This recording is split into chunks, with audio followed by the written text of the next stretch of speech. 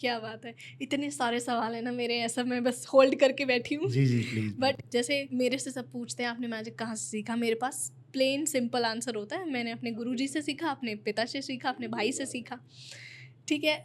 और उस समय पे जब पापा ने मैजिक शुरू किया था 40 साल पहले, तब ऐसी नज़र से देखा जाता था मैजिक मिस्टिक है, काला जादू तो नहीं कर रहा है। हुँ। तो जिस समय पे आपने शुरुआत की होगी, तब कैसे डिसाइड किया कि कॉमेडी में घुसना है? इसकी शुरुआत देखो मैं ये समझता हूँ कि वही फिर मैं ओशो की बात की थी ना मैंने, तो उनकी मैंने एक स्पीच सुनी थी कि एक लेवल पे जाके आपको ये लगे ना कि मैं जो लाइफ में करना चाह रहा हूँ नहीं कर पा रहा, हुँ, तो रास्ता नहीं दिख रहा, तो आप आँखें बंद करके ना बचपन में जाओ, जब आप होश में आ रहे थे।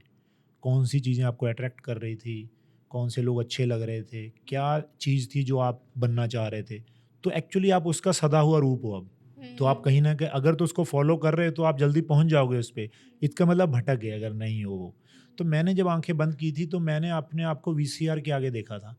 जब मोहल्लों में वीसीआर लगते थे, मतलब 200-250 लोग छतों पे चढ़े हुए, जिसके घर में घुस रहे हैं पता भी नहीं कौन है, देख रहे हैं फ़िल्में, 3-3 फ़िल्में देख रहे हैं।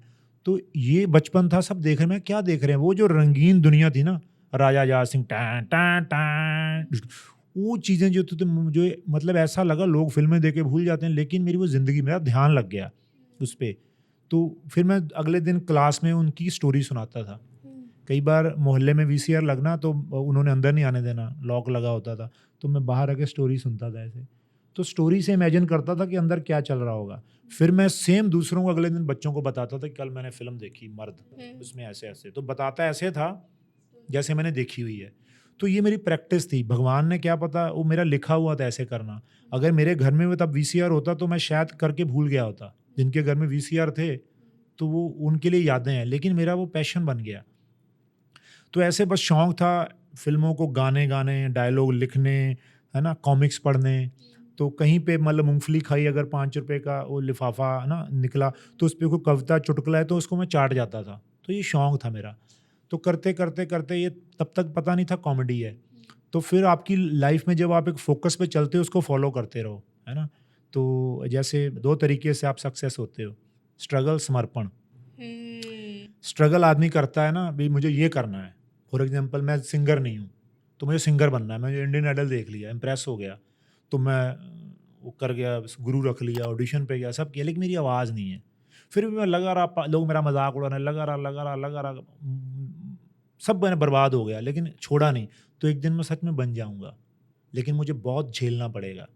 हो सकता है मेरे रिश्ते खराब हो जाएँ, बहुत मज़ाक सहना पड़े, लेकिन ईश्वर सोचता है इसने 90% दे दिया यार, इसको बनाओ। ऐसे लोग बने हैं बहुत, क्योंकि उनका स्ट्रगल था। एक होता है समर्पण। हुँ, समर्पण ये होता है कि आप जब वही ओशो वाली बात, जब बच्चा आपके अंदर कौन-सी चीज़ें अट्रैक्ट कर रही हैं, कौन-सा अच्छा लग रहा है, क्या आपको बनना है, उस सपने को फ़ॉलो करना शुरू कर दो बस। करो बस, हाँ, मैं ये हूँ। क्या वो चीज़ मुझे ले आई, उसको फ़ॉलो करता रहा, कब मैं हास्य कलाकार, कॉमेडी-वॉमेडी, स्टैंड-अप ये तो अब आ गया। लेकिन मुझे आज भी नहीं पता कि ये कॉमेडी है। मैं बस इतना जानता हूँ कि जब कैमरा होता है, मुझे जो कैरेक्टर मिला है, मैं वो होता हूँ। मैं डायरेक्टर का एक्टर होता हूँ, जो मुझे वो बता दे। मैं भूल के आता हूँ, ज़ीरो होके आता हूँ सेट पे। और जब मैं स्टेज पे जाता हूँ, तो उससे पहले मैं ज़ीरो होता हूँ। जैसे पर्दा खुलता है, तो मुझसे बड़ा ज्ञानी कोई नहीं होता उस समय। तो उसमें मेरे माँ-बाप, गुरुओं का आशीर्वाद होता है, तब मैं वो होता हूँ। कि मैं आपको हँसाने आया हूँ, एंड जो मैं बात कह रहा हूँ वो सच है। मेरे एंगल से जो मैंने दुनिया देखी है सुनो।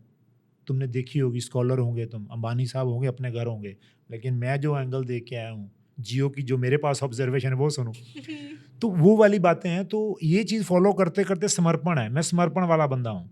तो कब मेरे कई बार मुझे देख के हैरान होते हैं लोग कि यार तुम 2006 में कॉमेडी किंग बने थे, तुम्हारे साथ वाले कई लोगों ने बोले, कइयों को लगा मैं ख़त्म हो गया, कइयों को लगा मेरे साथ वाले आगे बढ़ गए। लेकिन मुझे कोई नहीं पता कौन पीछे रहेगा, मेरी दौड़ अपने खुद से है, क्योंकि मैं समर्पण में हूँ। मैं समझ गया है कि मुझे ईश्वर ने किस लिए बनाया है, तो मैं उसको फ़ॉलो कर रहा हूँ बस, उस चीज़ को। हुँ, तो बस वही कॉमेडी, स्टैंड-अप, एक्टिंग, गाना सब महफ़िल हो, बस मेरे लिए ऑडियंस होती है बस। चाहे वो हज़ारों लाखों की हो टीवी के आगे, या कोई वर्ल्ड लेवल का शो हो, चाहे 4 बंदे चाय पी रहे हों, चाहे मुझे नीचे कर दो भी, सड़क पे मजमा करना है तुम्हारा ये, पर मैं तो वो भी कर दूँगा। तो मेरे लिए वो है, बस। ऐसे इंसाइटफुल क्लिप्स और शॉर्ट्स को देखने के लिए इस चैनल को सब्सक्राइब करो।